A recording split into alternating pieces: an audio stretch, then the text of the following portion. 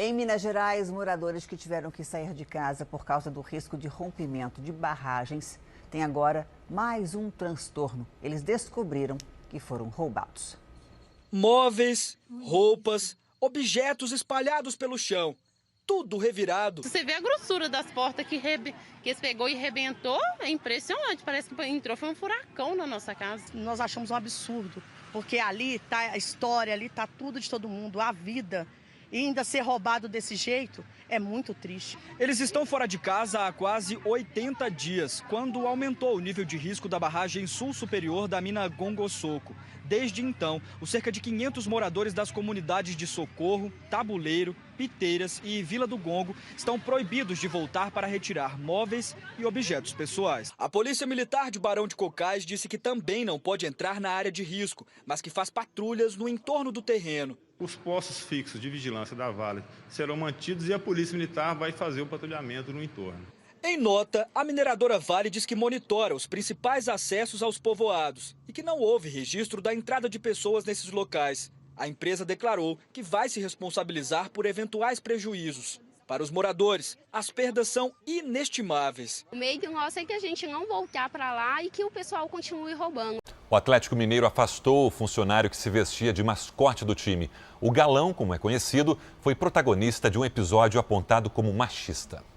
Tudo aconteceu quando Diego Tardelli, novo reforço do Atlético, era apresentado à torcida junto com o time feminino no intervalo do jogo contra a Caldense no Mineirão. De repente, o mascote pega a mão da zagueira Vitória Calhau e pede para ela dar um giro e mostrar o corpo. Logo, as imagens foram parar nas redes sociais e muitos internautas criticaram o ato, chamando o mascote de machista. Diante da repercussão negativa, o clube se manifestou. Em nota, o Atlético comunicou o afastamento do funcionário e pediu desculpas à jogadora, a todo o elenco feminino e também aos torcedores. Com fraternizações que se acumulam, comida e bebida à vontade, muitas vezes o cansaço. As festas de fim de ano exigem cuidados com a saúde, hein? É um alerta que vale principalmente para os sedentários ou para aqueles que têm doenças cardíacas. O que era para ser um dia de alegria e confraternização se transformou em um dos momentos mais difíceis da vida do Pedro. O estresse de final de ano, aliado a uma vida sedentária, aliado ao tabagismo, fez com que eu sofresse um infarto na noite de Natal. Especialistas concordam que o fim de ano é uma época perigosa para quem tem propensão a um ataque cardíaco. Há estudos que mostram que o número de casos aumenta, principalmente na véspera do Natal. Os percentuais de aumento na véspera de Natal são 30% e nos dias de Natal, 15%. Os motivos são alta ingesta de álcool, hipertensão, diabetes, tabagismo, sedentarismo. Tudo isso faz com que aumenta o risco de infarto. Discussões em família também são um perigo para o coração. O coração dispara e a pressão aumenta. Aumentando pode causar, sim, uma doença cardiovascular, né? Ou infarto ou AVC. Em Lagoa Santa, região metropolitana de Belo Horizonte, todos os moradores que saírem às ruas serão obrigados a usar máscara. Tem punição, viu? Pelo decreto da prefeitura, quem descumprir a determinação pode ser multado e até ter o comércio fechado.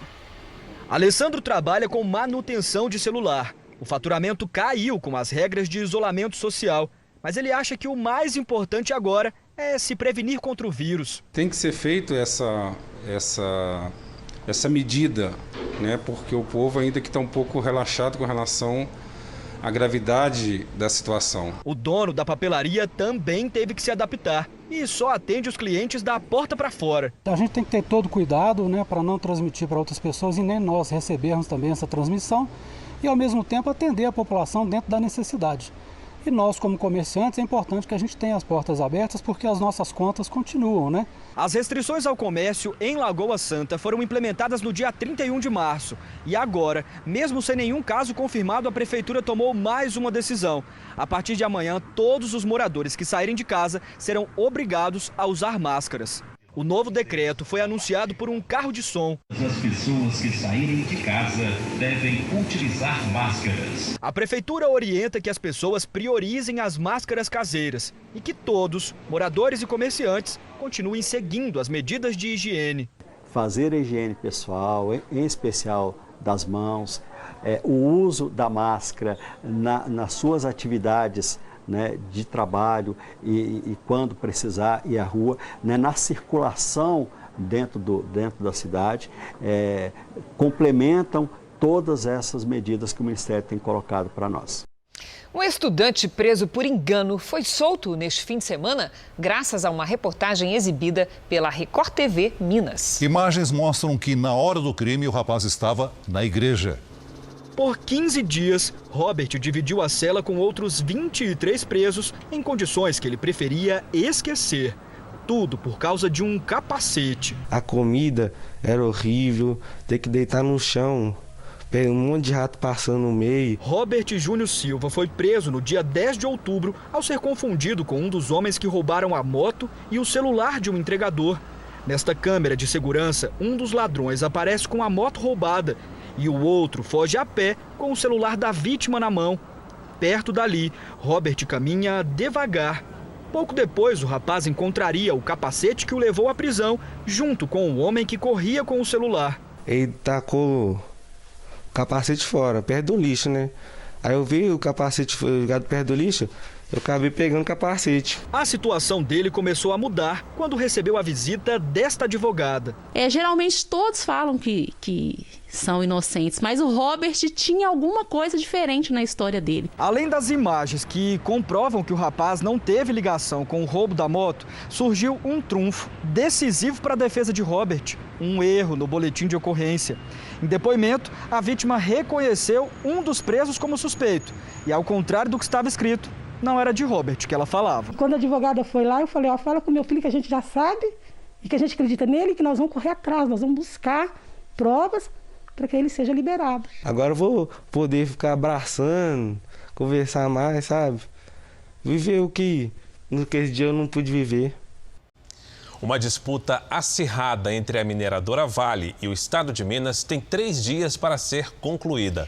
É o prazo que a Justiça deu para que o acordo de indenização do crime de Brumadinho seja assinado. O dinheiro é importante para a reparação dos danos causados pelo desastre.